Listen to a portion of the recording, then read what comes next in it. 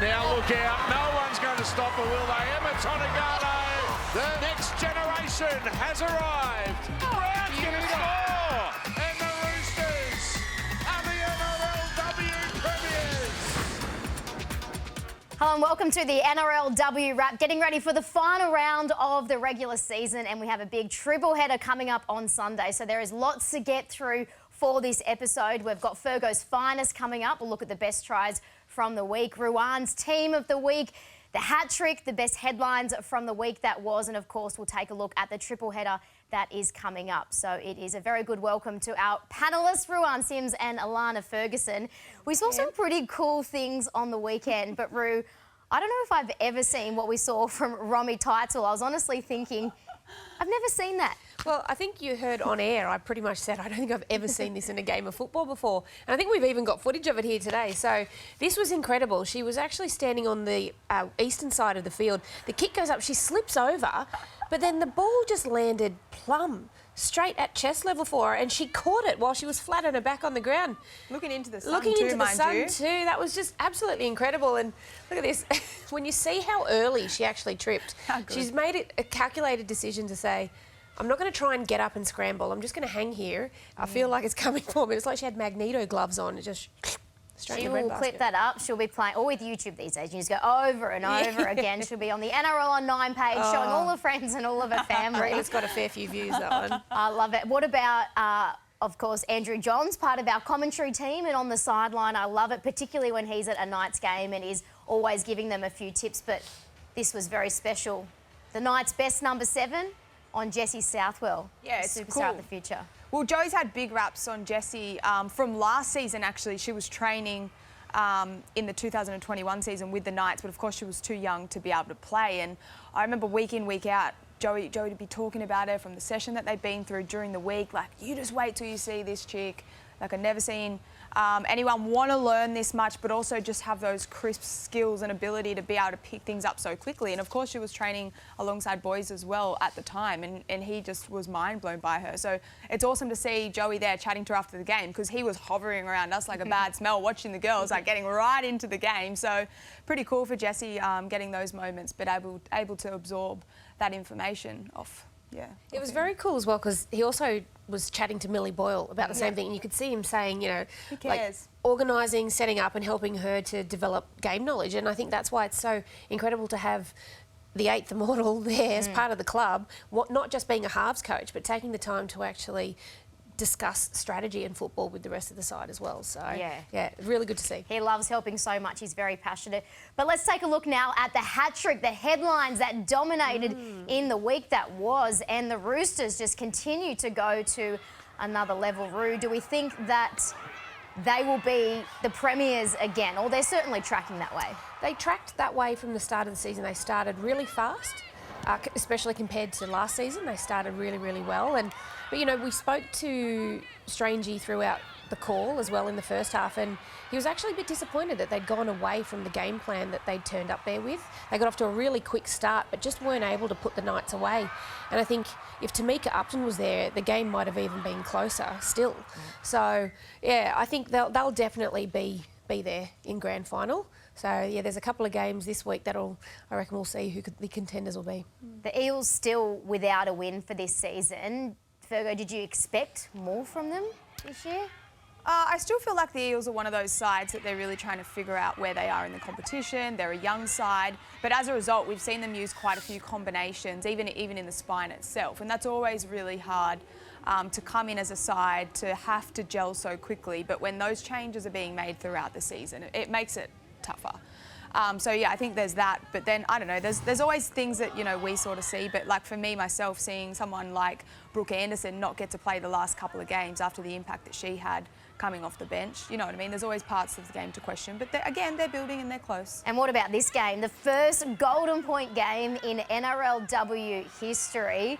Rachel Pearson slotted it so coolly. Roo, this was not only one for the history books, but it was just a game that any league fan would have enjoyed towards the end. It was exciting that, you know, both teams were going forward, both teams were coming up with errors. We saw a sin bin, we saw Brigginshaw score that 4-pointer to level the game up.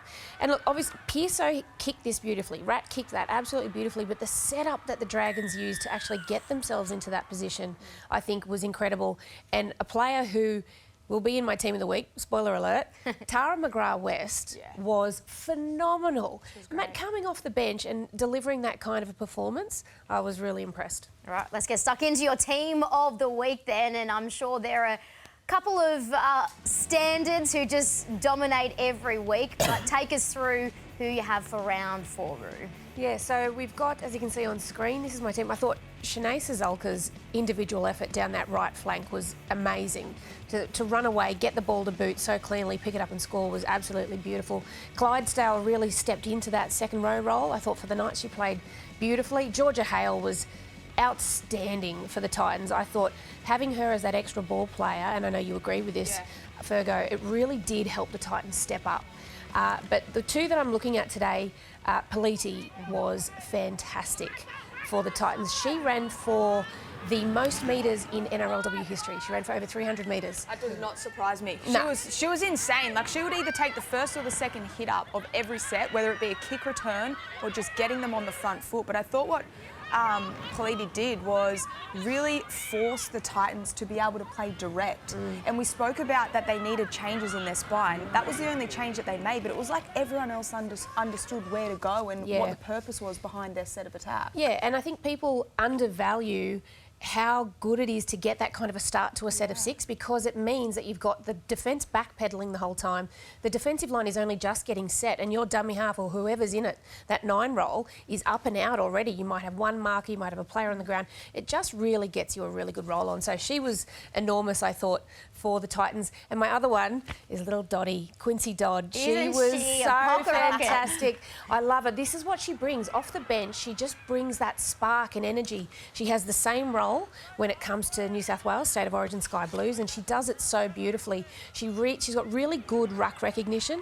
She identifies when to go, when to pass, and it's taken her a while to get there, but she's still so young. To be able to come on and play the kind of role she did is huge. It means Davis goes back to a lock position, which gives them another ball-playing ability, the Dragons. And I think, yeah, she was fantastic for them when she came on the field. So many highlights from the week and lots of good tries from the week as well. So it is time for Fergo's finest. You can pick as many as you want. You can pick 1, 2 or 3, but what's your highlight for the week? Yeah, I just chose the one for today, actually. Samaima Tofa, her game in itself was really impressive. And we've spoken about the Eels and how they're a developing club, and she's always been a leader, but this try from Mimes was something special. She ran for over 170 metres through the middle. She made the most tackles for the Eels, but at this point in the game, when they needed points, she took players to the line. She had the footy in 2 hands to break the first line of defence and then beat that last defender with footwork, power and some pace. The fact that she even has energy left in the tank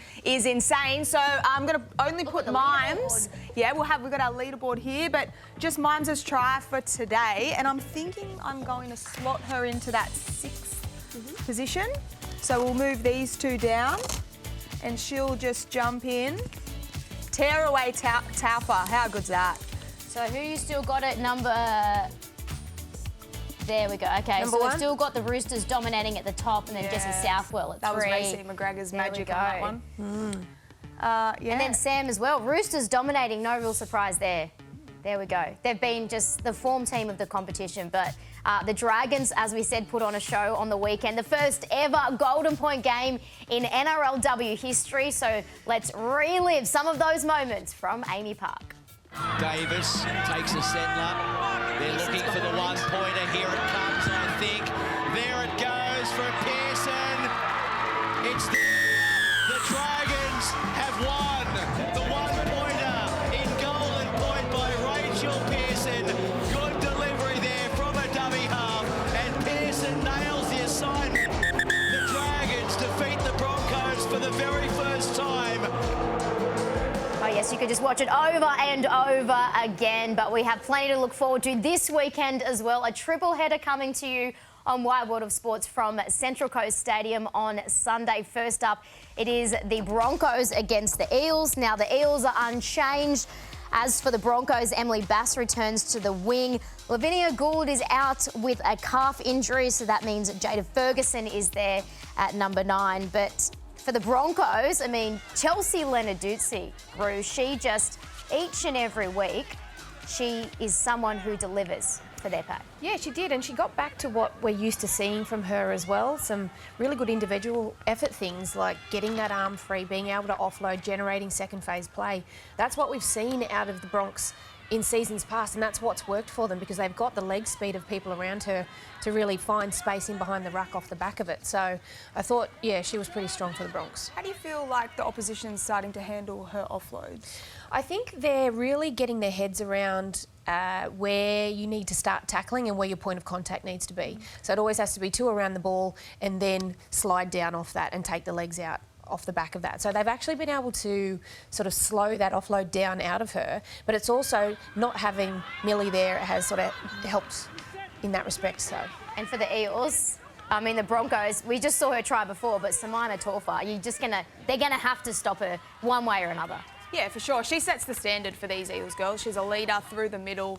But I've really been impressed with Mimes's late footwork at the line. She's always been brilliant. She's always been a workhorse and always a leader on the field and a great player. Like, we've been talking about Mimes forever. Like, I don't even know how long she's been playing footy, but she's always been an impressive talking point. But I just feel like she's adding some subtleties to her game, and that's one that's really helping her side get on the front foot and draw in at least one extra defender just to get her nose through, burrow through, commit more to the ruck, and then they've got opportunities out wide. Yeah, and she's worked hard on her passing game as well, which adds that another layer of complexity to her game. So I think that's been really important for her as well going forward. All right, next up at Central Coast Stadium is the Titans and the Roosters. Now, the Titans, Ivania Politi, she was incredible at fullback, and they have stuck with that for this one up against the defending premiers. A few changes for the Roosters. Sammy Bremner is going to get a rest, so Jada Taylor is there at fullback. Frezard returns on the wing as well.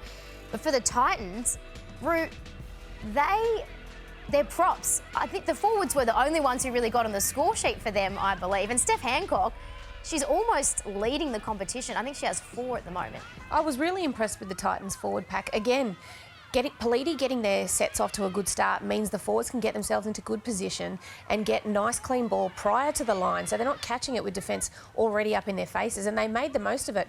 You're right, the 3 props were the only ones that scored. Mato, Hancock and Ellison were the only ones that scored tries for them, and I thought Shannon Mato was huge again. She was so close to making it into my team of the week as well, but she was just immense for them. So I was really impressed with the way the Titans changed things around this week. Yeah. For the Roosters, Isabel Kelly, you're going to have to somehow shut her down. She scored that runaway try, the match-winning try for them in this match against the Knights, and actually during the week was named the player of the series for the New South Wales Blues, the Brad Fittler medal as well. So she's just, it's one of those things where each and every week she's going to be on the highlight reel somewhere. Yeah, she's always going to perform, and I think she's another one of those players that's really benefited from the NRLW competition and getting expert coaches in there, because she's always had the talent and the skill, but she's been able to refine her game, and she's got such a great understanding of the way that the game's played now and being able to manage those moments. But yeah, look, she scored the winning points for the Roosters to be able to win a game that they should have won early. They only went into halftime 12-0. I thought they should have scored at least another couple of tries there. But yeah, to be able to battle through that second half and then find those points at the end, that's a champion moment from a champion player. And if you shut down Kelly, you've still got to contend with Surgis on the other side. So they've got a really great double punch out on those edges. I tell you who else I'm really excited to see, Jada Taylor. Me too. I'm so excited to see her. Sam Bremner has been huge and deserves this rest. I'm so excited to see how young Jada Taylor does this weekend. It's going to be a really great game. And to finish things off, we've got the Dragons and the Knights from Central Coast Stadium. So Tamika Upton, the star fullback for the Knights, does return. Tale Holmes is going to be touch and go with a knee injury, but Rachel Pearson, she coolly slotted that field goal in Golden Point. Can we see some more heroics from her this week, Rue? Well, I've sort of earmarked this game as one to really keep an eye on. Obviously, the Broncos-Eels game is going to be interesting to see because you've got to see who's actually going to make it into the finals. But this one is potentially 2 grand final contenders. In there, and that's why this game is going to be so exciting. Pearson can ice a game beautifully. She moves the team around the park nicely off the back of a forward pack that has significant go forward. Kezi Apps out on that edge for them. She's been fantastic. And then when they want to make a change, they move her into the middle and she stays on for a significant portion of the game, so they get the job done. So it'll be really a really tight and a physical game, I think. And Fergo, Millie Boyle, she was one of the star recruits for the Knights. What have you made of her season so far in these new colours? Yeah, she's a beast. I think you know what you're going to get from Millie. You're going to get a really hard worker through the middle. Like you can see there's 5 women hanging around because she's so hard to contain. But I think she's really had to step up.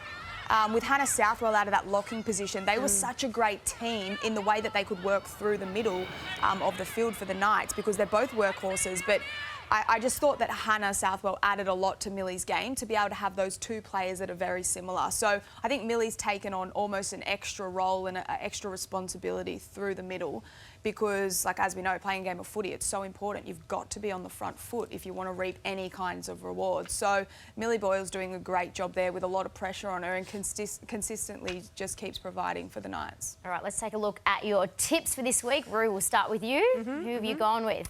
Right, so the first game, I've gone with the Eels. Just in that, I feel like I want to see them really, get some go forward happening. And I think if they win by 12 and the Titans lose, they have a shot at making finals. So I'm tipping them just to keep the dream alive. Yep. And then I have tipped does it say Roosters? Yep, I've tipped the Roosters. Even with their raft of changes, I think they've still got the cattle to get the job done. And I'm tipping the Dragons over the Knights in a very physical and potentially another golden point game.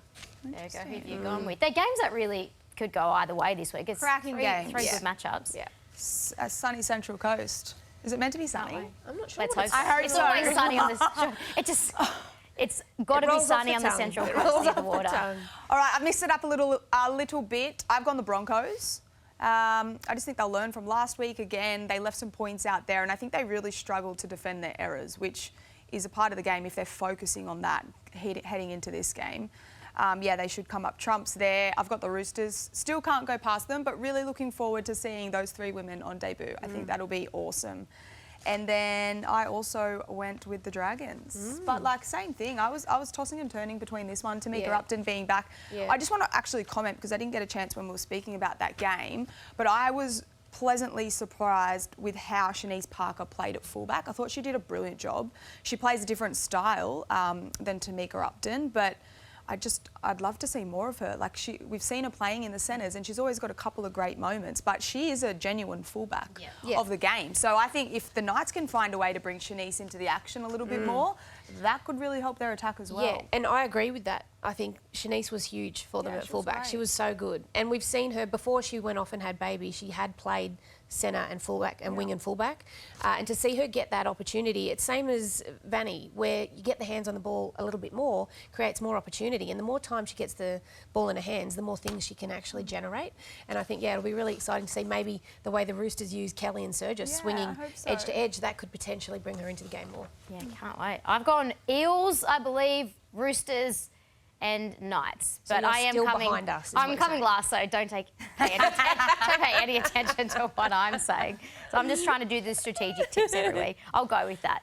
But we do, of course, have World Cup at the end of the year, so I'm going to get you next week to come up with your Gillaroos team. So for round 5, set you some homework. Love homework. Get your thinking capital. Fit that in between your busy work schedules with the kids. I'm sure you have time to do that. So all your ex-students are like, that's a great assignment. So we look forward to that next week. But of course, we have a huge triple header at Central Coast Stadium on Sunday. We've got you covered right here on your home of Rugby League 9's Wide World of Sports.